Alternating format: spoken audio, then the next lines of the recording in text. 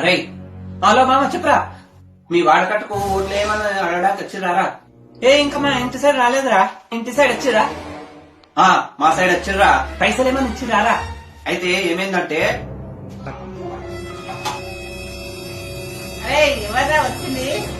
ఓట్ల వాళ్ళమ్మా, సర్పంచ్ ఎన్నికలు ఉన్నాయి కదా, ఓట్ల వాళ్ళు వచ్చి 1500 ఇచ్చిరట పైసలు. మరి నీకు ఎవరైనా ఇచ్చిరా పైసలు? 3000 ఇస్తా అన్నారు మనిషికి. నేనే వద్దాను.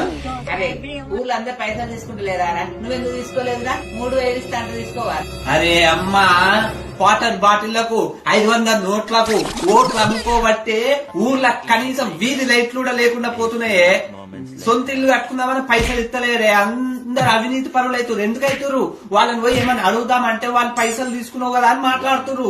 అందుకే ఈసారి నుంచి పైసలు తీసుకునేది లేదు. మనం ఓటు వేసుడే. మనం ఓటు వేసి గల్లా బట్టి పనులు వేయాలి అని అడుగుద్దాం. అవురా, నువ్వు చెప్పింది కరెక్టే. నేను కూడా పైసలు తీసుకోకుండా ఓటేస్తా, సరేనా? పైసలు ఇస్తే తీసుకోవాలి కానీ అంత నిజాయితీగా ఉంటారా? బొంగేం కాదు. అరే వాళ్ళు పైసలు ఇచ్చారు కానీ మా అమ్మకి తెలియకుండా దొంగ షాటుగా మనది ఫ్రెండ్స్ గూగుల్ పే అకౌంట్ ఉంది కదా, దాన్ని వేయించిన.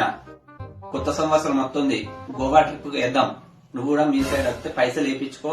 మీ అమ్మతో ఏదో ఒక ముచ్చురేపు అయినా గోవా ట్రిప్ కి వేయాలని మళ్ళీ అవ్వం పైసలు తిప్పుతుందా? ఇయ్యదా? ఉన్న పైసలతోటే పోవాలి. మన భగవంతుడు ఆశీస్సుల ద్వారా సర్పంచ్ ఎన్నికలు పెట్టింది కరెక్ట్ టైంకి. అరే మామా, ఏం ప్లాన్ వేసినవురా? సరేరా, నేను కూడా గట్లనే చేస్తా. మా ఇంటి సైడ్ వస్తే ఏదో ఒకటి చెప్పి పైసలు తీసుకుంటా. మా అమ్మకి ఏదో కారణం చెప్తా. చేద్దాం, గోవా ట్రిప్ పోదాం, గోవాలో ఎంజాయ్ చేద్దాం. Happy new year advance.